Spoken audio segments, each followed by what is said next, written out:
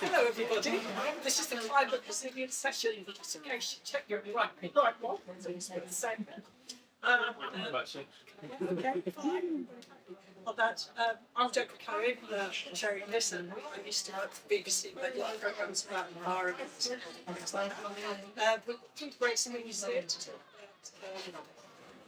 about how we can make our environment more climate resilient. We're particularly going to talk about York, because we're talking about the surrounding area. We've got Paula Widdowson, who I guess quite a lot of people probably know, she's the head pastor. She also runs a statement. We've got time to do that as well. I can't be deputy leader for one of Deb's and Bill. And you've got a science teacher, you've got an industry, so we've got very good view of that. Then we've got Marilyn, Sanderson, who works with flood risk at the Environment Agency. So she is the woman who knows everything about floods. And we were just commenting earlier that I haven't heard anyone mention flooding in York. And Marilyn was just saying, oh, it's because the sun's shining, so everybody forgets what it's like at the times of year, which is quite an interesting point, I thought.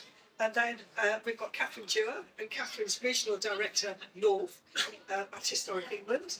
And she's held various roles at Historic England over the past 20 years, including climate change. So she'll be talking about, for example, what's happening on the Ministers and various other projects involving the bell, which is very loud, particularly here. Anyway, Paula's going to kick us off talking about the big picture of what we need to do.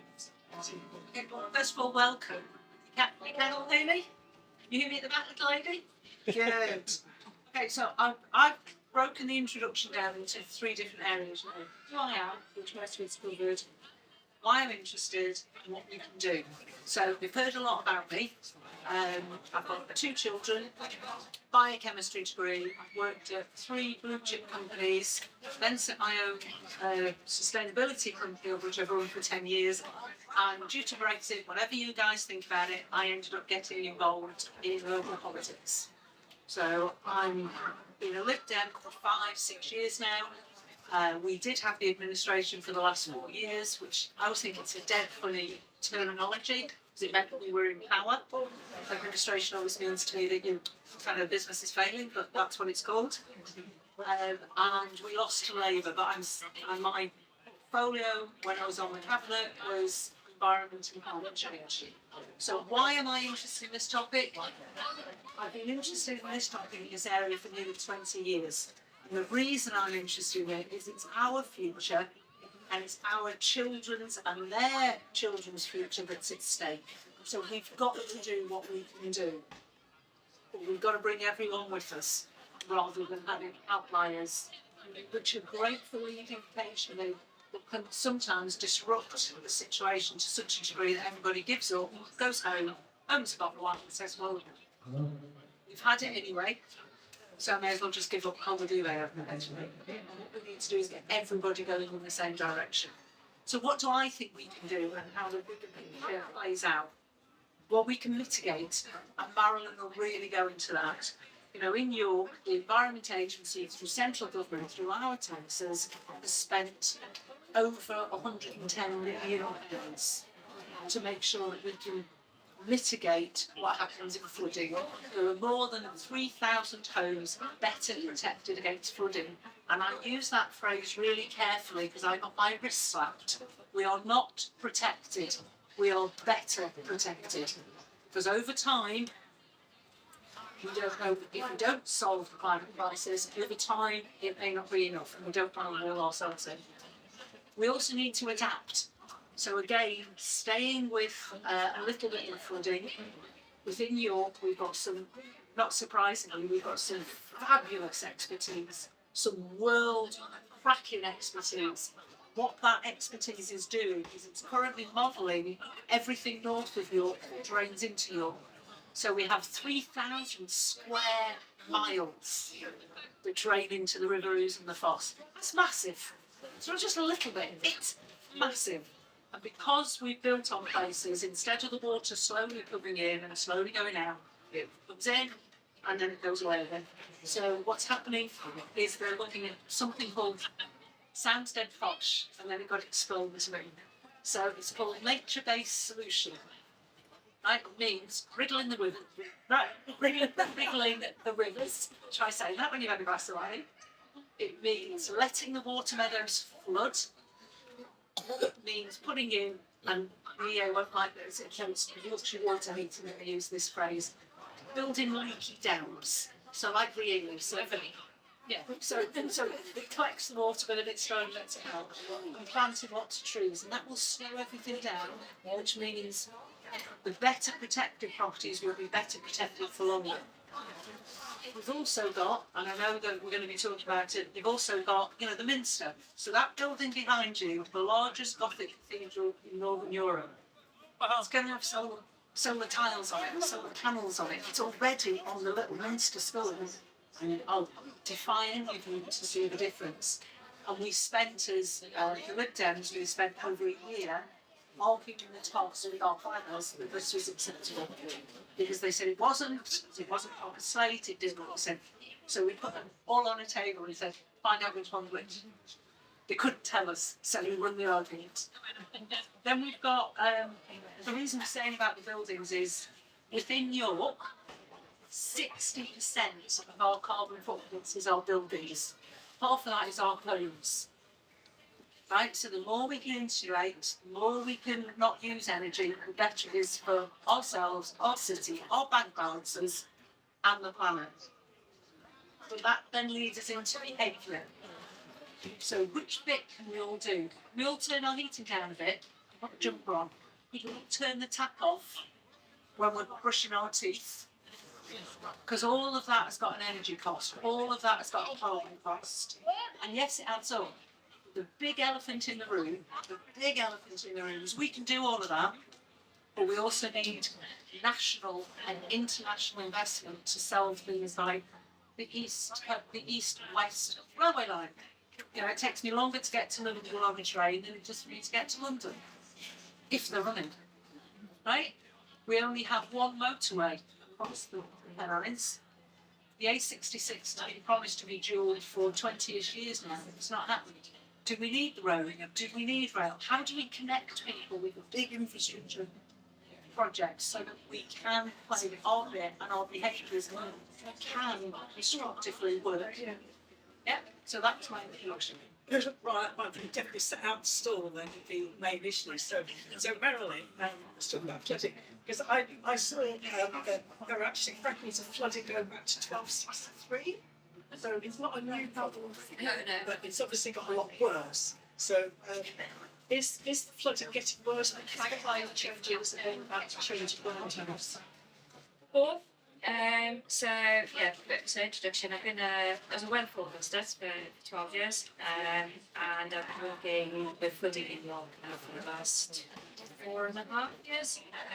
So quite really well involved in the flood studies now in the building for the last 2 years since the 2012 So flood risk in York is real. It has been years since the Dewar war, confluence of two rivers, and it was attractive to build in York because of that, the two rivers, because of the transport that they provided and the fertile lands that are around here. But as we've built more and more property, then those rivers, when there's nothing to go. So we've constrained where that water can go. That graph that we've got that documents the floods that we've had over thousands and thousands of years. It is steadily increasing. So the flood risk in York is getting worse, and it's increasing at a rate of 8 millimetres a year, which may not sound like an awful lot, less than a centimetre, but over 10 years, that's 8 centimetres. And if your house has been close to flooding, then you want to live there for the next 10, 20, 30, 40 years, you can it's really hard. What we're also seeing though is not just the height of the flood that's increasing, it's the frequency of it. So I did have a look and studied these charts a little bit, and 4.5 metres flood in York for people who live by the Viking recorder. 4.5 metres is a big flood. It's got all our gates are closed, people have put in their specific barriers, we've got roads that flooded in places, you can't get in. But the main idea, we've got water across the road, and it's massively disruptive. 150 years ago, we were getting a flood over 4.5 metres once every 12 years, thereabouts. Now it's virtually every year. It's got to the point where it's, I think, the last 3 years we've had flooding for 4 metres. So it's real, it's significant, and as you pointed out, it's getting worse. So what can we do then? The stats show that 1 in 6 people in England are at risk of this. And that's a lot. So in this room alone, that's 6 people. It's possible. So the long term is, as Paul was saying, the upstream land management. What that flood risk comes down to, sorry to answer your question, it's hard to pinpoint it. Climate change is certainly a factor. Upstream land use is another factor, but is that as a indirect result of climate change? So it's hard to pinpoint exactly what causes it, so we're going to have to address it as well. So the longer term, more expensive, takes longer to implement, and takes a lot more land is the nature-based solutions. So you look at natural flood management, and some of it comes down to planting trees. We're planting millions of trees in the right places, and you ask any farmer, straight to York, and they've got 600 trees here. Finding the land for the trees is difficult enough. So we do have all that modelling, and we have got them plans, and we are working on it. But as I say, that's the longer term stuff. Short term, what we can do, and this ties in a bit to retrofitting and making properties more resilient, is property level protection. We have got flood barriers, long years and a long force, and they are as high as they can possibly get. We've extended them in places where we can, where it is possible to, and we put glass panels on top of some to extend it, but then not take away the view. We can't go any higher. So there are properties that need protecting now. They can't wait 100 years for us to plant 20,000 trees, or 20,000 leafy diets. It will happen, it is happening, but there are properties that are at risk now. And the options that we've got is property level protection. So it is what it sounds like, it's where each property is got its own set of measures, and that's everything from barriers that can be put in front of doors or windows, air vents that automatically close in a flood. We've got non-return valves to stop foul water from going back up into properties through waste pipes, through sewage pipes. And we've got hooks that, should the water come in underground, because so there's so much we do to protect it around the property, then you've got pumps that get it out, so it minimises the damage. This has been rolled out across the country, and there are places that have put these measures in place years and years ago and have since been flooded or have a flood around them. And although I'm wary of stats, because you can make stats up to either way, the headline figure is we're looking over 70% saving in cost of damages. But I don't know exactly which property saved 70% and how they managed to calculate that and what they had to pay. But the figures are good, and the other, perhaps more prevalent figure is that it massively reduces stress and anxiety. So those people who are at risk of flooding, they've got the onus is on them individually. They can put their barriers in. They're not blind to somebody else to do anything, and having that sense of security that they've done something, and then that community spirit as well, where we've got people who are helping each other out. Anybody here live in a property that's in danger of flooding when you get these? Is there anybody here? To find out, I was just interested to see if anybody did. So these kind of answers, is it up to this environment agency for the middle for people who are able to make the financial commitment themselves? So we are funding the getting the report in place. So for some of the measures, like the barriers, there's little channels sitting beside the doorways. So we get the installation done. But on a flood fixes, it's the owners who doing that to make us stop them in. Yeah. So they're paid for, but then they're up to So they do it rather than waiting for the man or woman from the agency to put or dropped off the sandbags, they're heavy, and then you've got to get rid of them afterwards. So there's the, it's a better solution.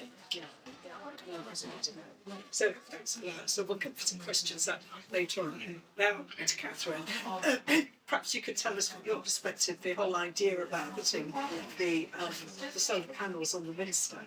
As Paul has told us about the little she formed for it, but it's such an interesting idea, and it is the first cathedral that's anywhere that's going to have solar panels. I think in the UK. Told them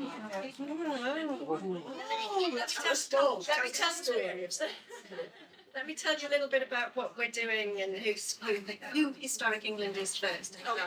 That's a good point. So my background is in heritage management, and planning. So I'm no expert in climate change, but I do understand how the changing climate is affecting England's heritage. So that's where I'm coming from. If you don't know, Historic England is the government's advisor on heritage, all things in England. Here we're going to go. Three, only three. It's only three, actually. I'll just let it do its thing. This is such a beautiful sound. Gorgeous. Right. So we help people to care for, to enjoy and to celebrate England's really fab historic environment. So how do we do that? We manage the national list for heritage, so that's listed buildings, scheduled monuments, registered parks, etc. We help people and communities to manage their heritage through advice and through grants and support. We're a research organisation, so we're researching new technologies all the time, but also researching the history of places. And we also help people to manage change to our heritage through the planning system by advising owners, developers and local planning authorities. So there's a number of challenges to making our historic buildings more resilient, or even more resilient. And many of those we've already talked about in terms of York. How do we deal with flooding, historic towns, cities and landscapes? Let's not forget landscapes and the impact that water has on historic landscapes. What impact will increased temperatures have on our historic places? We'll need more tree cover to cool us down, and we'll potentially have to deal with structural issues because of drought. But I want to focus on perhaps the most pressing or maybe it's just the highest profile issue, which is how do we adopt or adapt our historic buildings to changing climate and help to reduce the carbon footprint of those buildings that are retrofitting. Does everybody know what retrofitting means? Should I give you mine? I mean, it means all sorts of things to different people, but and it keeps changing, but for me it's about adapting buildings to both reduce greenhouse gas emissions, so making them more energy efficient, but also adapting them to a changing climate, so thinking about the future. And it's also now being used by the engineering and the architectural professionals. He's got a loud voice in the mic. To refer to the reuse and conversion of existing buildings to save what we call the embodied carbon. So that's the carbon that's already been used up to create that building and those materials in the first place. So basically, we would say that the most sustainable building is the one that's already been built, and that's a really important thing to remember.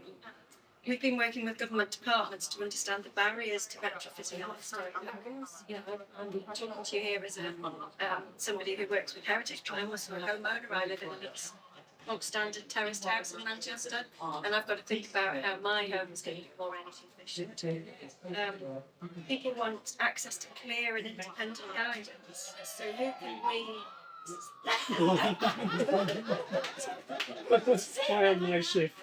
Just guidance. We as householders trust. So at Historic England we've updated our energy efficiency guidance, for homeowners on our website. So go to our website and Google Google search your home and you'll find it. And we're also updating our technical guidance for conservation officers and for architects, etc. Getting planning permission, you mentioned this in terms of the roads in York. Skills and resources in local authorities is a big issue, but we also need to bust the myth that it's not possible to do these things. Many carbon-saving measures can be done to historic buildings without needing planning permission. And over 90% of listed building applications across the country receive consent, 90%.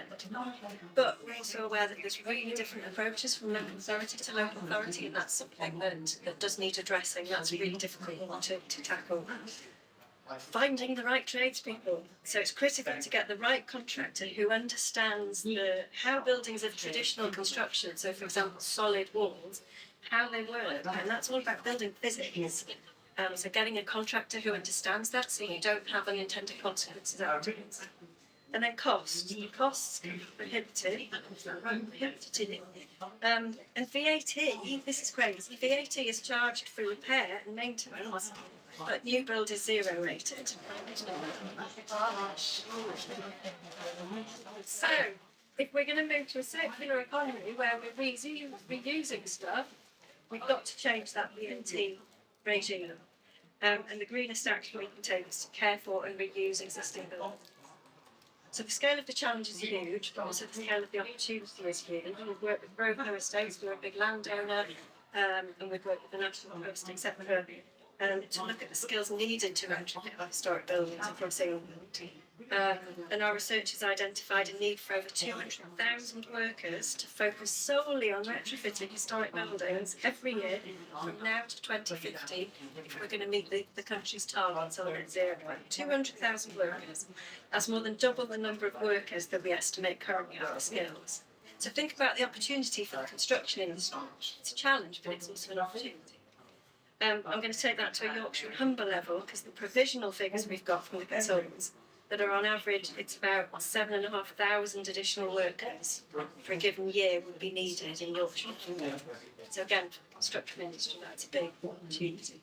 We've got to train these people and make sure that they have the skills to do the work. So to finish up, my key messages are that heritage has to adapt and it has to change, as it has done for centuries. Buildings have adapted to the economy or to conflict or just because the owner wants to change it for centuries. And climate change is just yet another driver of change. It's just on a global scale. So we've got to adapt to make our heritage, make sure that it's relevant and sustainable.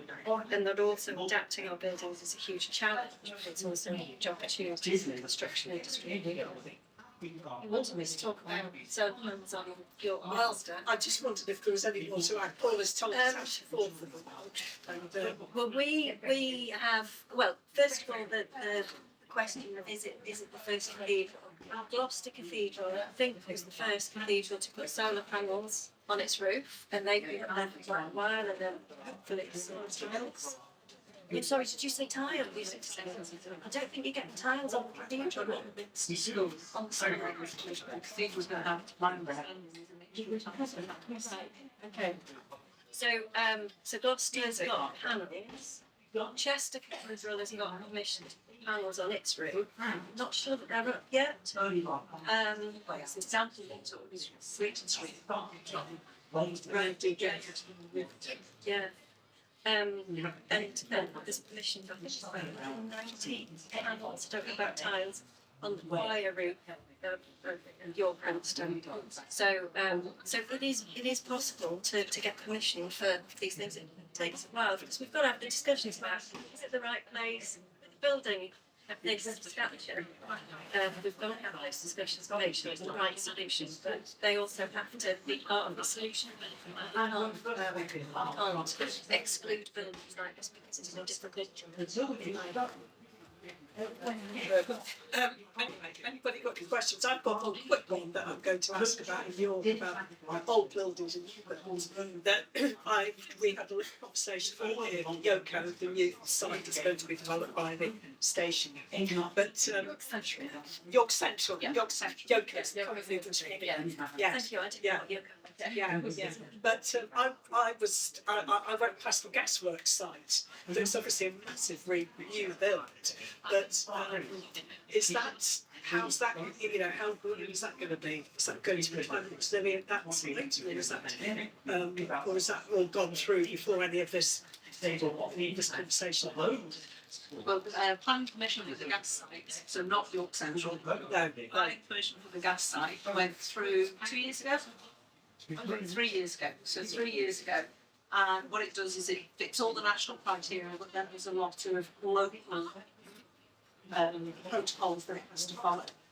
So it will not be as green as York Central or as energy efficient as York Central, but it'll be an awful lot more energy efficient than the ones that were built before.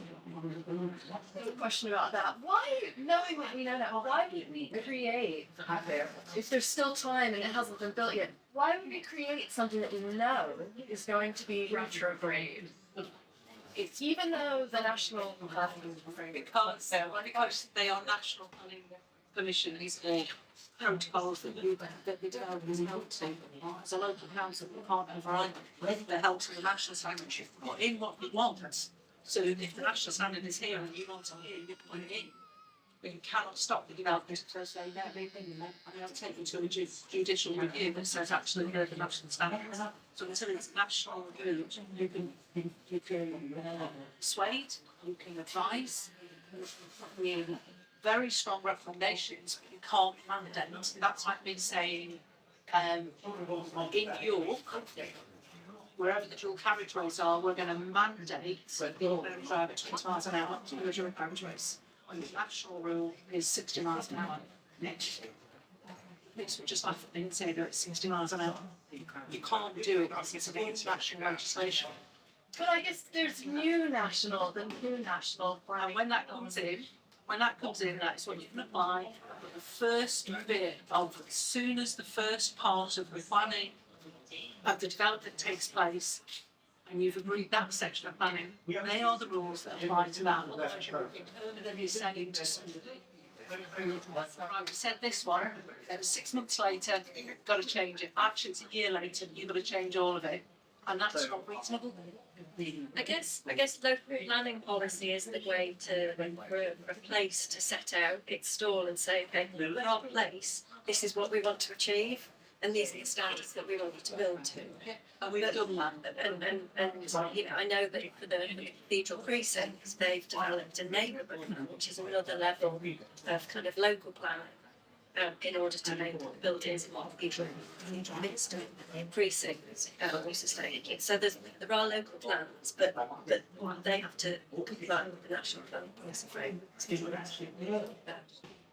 And how do we incentivise developers to do the right thing and think that far ahead? There are really good developers out there that are doing this kind of thing, but not all of them are doing it. And also, if they do the right thing, so if they make it more energy efficient, if they make it more accessible for a whole host of reasons, they can sell them better.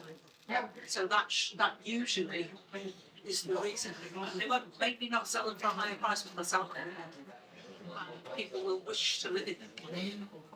They still sell very quickly in this country everywhere. So that's why they don't go to paper improvements, because everything is sold, because there is a lack of houses. So that's why they don't go further. That's one thing, unless they want to develop something that is exclusive. One of the things I still don't see that is an holistic approach, and is, for example, we follow the national standards, but I can see still new homes with a radiator under the window, where it shouldn't be. The only place where it shouldn't be is where you open the window. There's where they are. New homes. And it's like, why are we still allowing that to happen? Things like that. And it's like the plumber is doing something, the engineer is doing something, the architect is doing something, but there is nobody looking at the whole thing and saying, what is the more efficient way to put these elements in place? Or, for example, you don't need regulations. why the sink that just need to have another pipe to go to the water from the sink just to go to the toilet. That doesn't cost a fortune. It's just a cable that is buried on the wall. We're still not doing it, so we're looking for big solutions. But even the small ones that save a lot of energy and water and everything, we're not doing them. So I can give you hundreds of examples like that, and we're still not doing that. Yeah. Even for materials for the coefficient transmission of the heating on the floor, in between floors and so on. We still don't do it, and it can be even cheaper than what we're doing. So I'm not a planning expert, so I don't know. yeah, anyway, thank you. Yeah. I was interested in views on the tension between the need to build at scale and at pace to address the housing crisis and the imperative of building homes that are passive house or equivalent. Because what we found in York is that as a council, we've been building council homes to passive house standard. That has attracted criticism from those who say it takes too long to build those properties there. It's too expensive to build them. Let's cut some corners and build as though we were Persimmon or a mass house builder. And there's also the issue that we struggle to get tradespeople, as has been mentioned, who have the skill set to build a passive house. So the question is, do we stick to our guns and say this is how we're going to build homes and we're going to stick to it, or do we bend to pressure to say, tell you what, don't bother with passive house, just knock them up and flog them on? Very much. It's not all this politicians. But I don't think It's not my expertise, I'm afraid. You build and retrofit. I think there's, from where I'm sat, I think there's a balance. So yes, the council needs to build passive houses because we need to show that it can happen, that there is a market for them, and that they will be bought and snapped up, which is what's happened to every single passive house we build. If I remember rightly, Stephen, the vast majority of our passive houses were bought off plan. So they weren't even built before they were actually bought. So the cash flow situation, the council building them and developing them was fantastic. So it shows that there is a real market for them. Some of them, depending on the size of them, can be quite expensive. Right? But they're also, in the passive house development, it's not just about the house. I think it was yourself that said it was about the place, you know, how the whole thing looks. So where the council, and we built more council homes over the last 4 years than any other administration before us within York. What we've also done is we've made them a place. It sounds a bit, what you're up to. What we've made sure is that they've got good local transport networks, that they've got EV chargers for bikes and for cars, that there is a community area so that people can talk, that the buildings are orchestrated in such a way that you can help a community form. You can't make people do anything. You can encourage them, you can do them in such a way that it makes it more accessible and more likely, rather than us all going back into our little boxes at the end of the day. So that's what we need to do as a council. And what we found is that the developers are following that, and some of them aren't. And again, it goes back to we can't make people do that.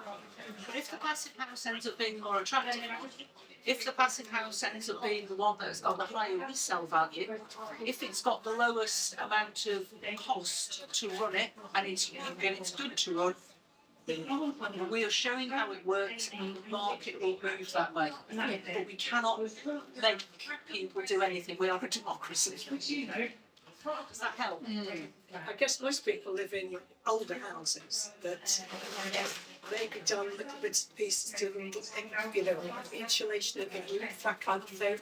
What other things do people think that they could, you know, these are the sort of things I guess everyone's now concerned about. You know, double glazing, you know, all those sorts of things. There's a sort of house, sorry, passive cooling, right? There's a lot of buildings. I know there's a few offices in London that use it. But there's one next to Parliament, right? This one modelling outlet, and it's got massive funnels on the top, and it's really weird. Yeah. I feel like so many of these here in the news of saying, oh, they're planning the users in housing, it never appears. And yeah, I want to see more of that stuff. And I think I genuinely think the technology is coming. The technology is coming in a whole variety of ways. We've got an issue with the supply chain. We've heard a number of people. What we need is people to actually opt to do those roles, which means that we need the construction industry and the education sector to promote those types of roles instead of saying to everybody, go to university and get a degree in whatever. Let's look at the apprenticeship side, let's look at the BTEC side. I think it's now T7 to T qualification. How do we get people to do more of that and show within the country that it's got the same value, it's perceived in the same way? I mean, for goodness sake, gas fitters, electricians, insulation people earn more money than most other people can earn. But we look down on them because we want everybody to I don't know, sit behind a desk and tap a computer. So we need as a society to start giving them the same level of, treat them with the same level of respect as we do everybody else, instead of trying to say this is worth more than that and that's worth, and that comes back to mums and dads encouraging children, encouraging friends to take different routes instead of us all going down the same route. But in terms of what you can do for your house, just for your home, lots of little things you can do. There's grants, and the council site has got lots and lots of links on it. Grants to, the first thing is to make sure that your loft is super insulated, right? So it stops going out the roof. Second thing to do, and they're quite cheap now, and you can hide them for the day, or you can get, if you know a builder, they'll have one. Get somebody to take a photograph of your building. Right, heat sensor photograph of it. Just a normal, nice little Polaroid one that shows the heat. You will see where the heat is leaking out of your building. And you can do everything from, and I've got friends that live in Victorian and Georgian flats in York. You can do everything from sealing your scooter boards, which is where an awful lot of the stuff has come through, to what we did in our house was we insulated the floor before we put the board on top of it, before we put the carpets on top of it, because that's where our biggest leaky bit was. They're all cheaper than double glazing. Don't need permission, triple glazing, need no permissions at all. You do all of those things. You can get everything from doing all that super stuff to putting a draft excluder against the door, to hanging a curtain in the winter against the worst door and using the other door to go in and out. All of us can do all of those things ourselves. You don't need the supply chain to do it. And if you look on the council website, there's lots and lots of advice, and there's lots and lots of links that help you do that. But that wasn't the question, so sorry. I just wondered where the audience lived and what their issues were. But you had a question. That was very helpful. Well, I'm tempted to take you up on something you say, because I was trying to do some of this, and I only found out about the grant after I commissioned something. And so I wasn't eligible, and I felt very sore about that, because I could have proved that the work had been done. I wasn't just making it up. So that's one thing. But actually, going back to the passive house again, entirely endorse all the principles. Have you, and this is important, all going to age, have you built in the lifetime living standards so that people who age can stay there and don't have to move out and start retrofitting elsewhere? My understanding is yes, but I would have to check it, because what they're doing is they're future-proofing it. That is my understanding, but I would have to check. Because I think we talk so much about young people getting on the poverty ladder, but we don't think enough about the older generation moving out and what they're moving into and whether it's suitable. Yeah, agree. Just before I come back to you, I just wonder if someone who hasn't spoken yet has questions. Just being fair, so everybody, just want to make sure everyone gets a say on this. But if you had another question as well. But You touched on it actually, but I was just wondering about training and education for the builders for the retrofitting, where we are, if you have a sense of that, you might have a sense of that nationally, and where we are in Yorkshire with that. We've got a East of England itself has got an apprenticeship scheme running in the north of England that's funded with the Hamish Ogston Foundation, so thank you Hamish for putting millions of pounds into that for us. So we've got apprentices working across the north. It's on heritage skills, but that is all part of the sort of retrofitting and building those skills within the construction industry. That's a kind of, it's a great thing, but it's a tiny start really. We're working with colleges to hopefully, make sure that that those skills are being taught at colleges. And I know that the heritage sector more broadly, not just Historic England, are working to make sure that goes into curriculum for construction skills within colleges. My personal opinion is we should be teaching building physics at school, GCSE. So building physics, how does a building work? How does water move through a solid wall? Because most of us, 20% of our homes are pre-1919. So how does water move through a solid wall? We're not teaching that stuff at school. So that's not something Historic England can influence, but we should be teaching this stuff really early on so that people understand how a building works, because we're not taught that stuff. So we're doing bits at Historic England. On a local level, we've got, if we go to start with the procurement and the buying inside of the council, when we're building these passive houses and we're building lots of different types of buildings, the first thing we do is go out, we procure whoever's going to do it, they come and they tender. In order for them to win a tender with ourselves, they must have X number of apprentices, we must be working with the local colleges, there must be local people that can put in there, and they must be showing the training progression through their workforce. So we've got that inside of all of the builders that are doing the builders, the developing for us. With York College, there is a specific scheme inside of York College that's getting bigger and bigger fantastically year on year, where they are training the people that go into the construction industry with all the different skills that they require, and they are becoming more and more expert at it and recognised in that way, and the builders and the developers are working with them, whether it's the heritage buildings or whether it's buildings you know. So that Which are probably also historic buildings. Yeah. And on education, do you think everyone in York knows about the flooding and about what to do about it? Or again, is that because it does actually affect people, or every year when it happens, someone's surprised by it? Because York has got such a long history of flooding, those people who are at risk, they know where to get their information from, they know where the areas are, they know what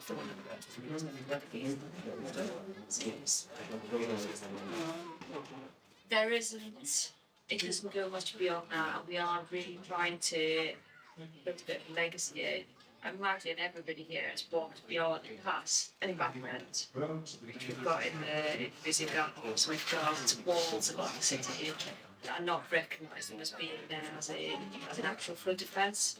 And the Fosbury itself is one of the top 10 assets.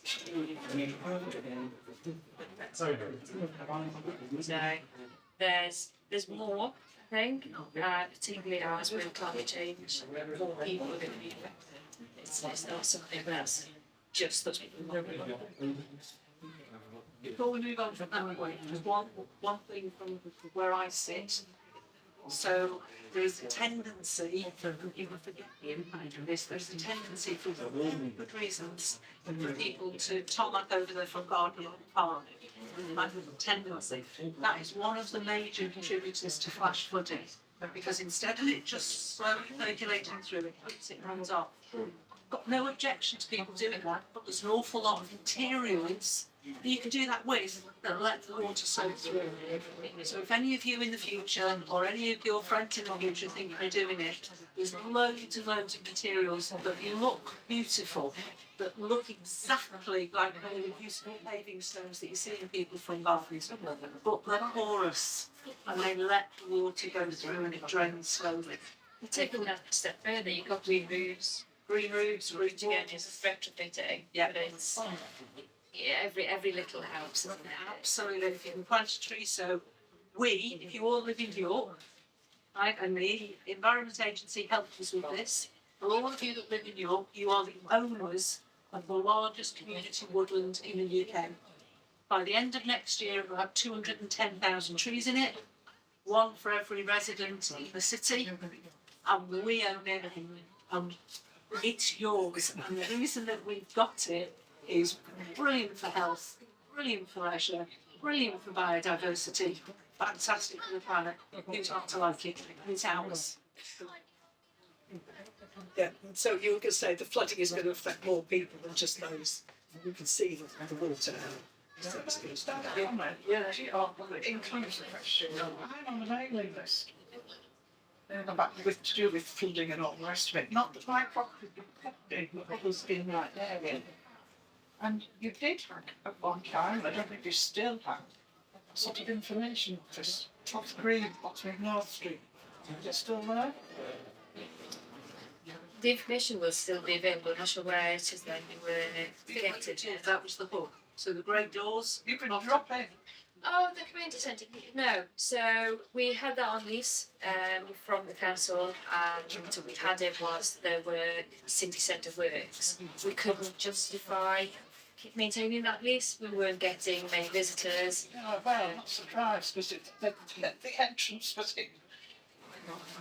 It was the best thing we There could. we are. Yeah, we wanted somewhere that was convenient. It was city centre. People could drop in. That was the venue that was available to us. But yeah, we've done that. You did. So what the Environment Agency did for all the work, they've spent 8 years doing all the work, or is the city doing it longer? From 2015, it's still happening. So Still happening. It's more specific. And they've held, I've been on several walks around the city where I've been invited or I've spotted them. They invite all the different local residents through either letters or texts or emails. They get lots of communities together and they explain all the different works that's happening. And over and above that, they have the hub. And over and above that, they've also given out monthly newsletters to anybody that wanted to sign up for it. I think you did a fabulous job with communications. Absolutely fabulous job. And in this city, you've had the highest uptake, I never remember the phrase, but the highest uptake in this city in an area that Marilyn and one of the greenhouses worked really, really hard to put personal defence protection in. The highest uptake in the country, which shows that the communications and the involvement of the community was working really well. Any more questions? Yes? Yeah, I was just thinking about the resilience of our community and also being aware that York is one of the most unequal cities in the country, unfortunately, which is probably something to do with the academic institutions, you know, because Cambridge is the most unequal society and Oxford the second, and I think York is about 9. And I'm very conscious that our local authority hasn't had always a good settlement from government. And I was just kind of trying to think, as an interested citizen, has the council thought about issuing sort of community bonds of some kind that are organised under, say, the website of Abundance? You know, there's several local authorities that are raising kind of millions of quid from their citizens, and it's a kind of, you know, I'm just trying to think of kind of how you distribute, you know, as an interested citizen who might have some wealth, you know, could we have some kind of voluntary system whereby we could actually put back into the community to allow the community to develop in a sort of a more resilient way? You know, and they usually give you a small amount of interest, but it's, you know, it facilitates that. Now, you know, I'm not kind of interested in supporting some of the cities that have done it, you know, outside of London or whatever. But I'd be very interested in thinking about that in York.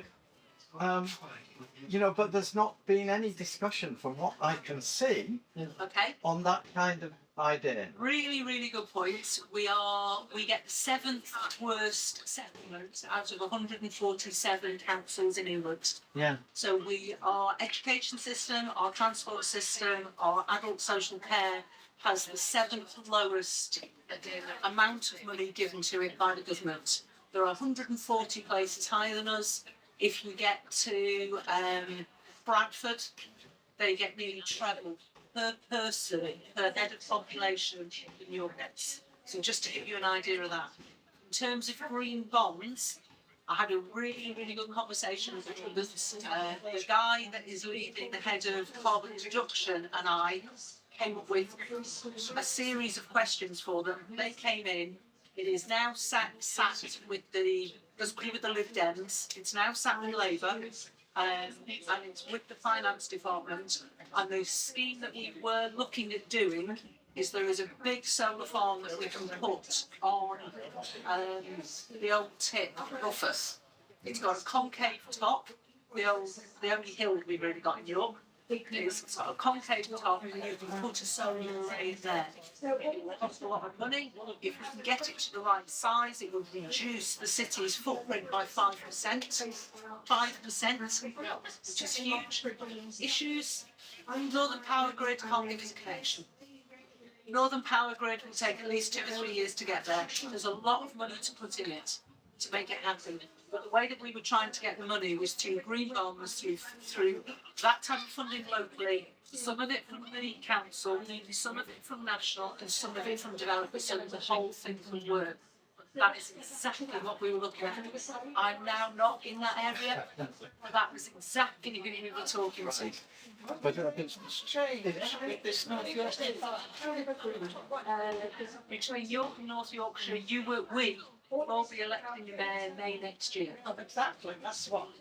No, but they don't get responsibility for everything. They don't. They get responsibility for transport, some housing, some education, Adult training. adult training. So some education, What's adult the training. issues that we should be focusing on? Well, that's what's, in our election. but that's what's happening. Is there is the Lib Dems have written the 12, 18-month plan 6 months before the mayor arrives, and the year after the mayor's here, what we want to happen, which is why you're getting York Central happening faster, you're getting the station front happening faster, you're getting more houses built faster. There's all sorts of different things happening, along with making sure all the streetlights are green, in inverted commas, because it's a nice shorthand, and lots of other different activities along the piece.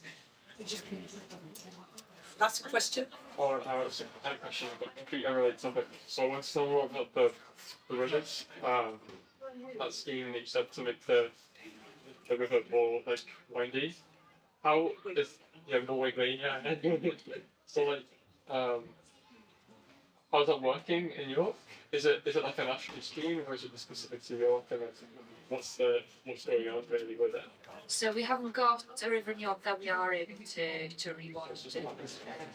So we were hoping to do it in the town hall, and we're looking to renaturalise Cllr through town hall. We just for the past too many years. It's not economical. It wasn't viable.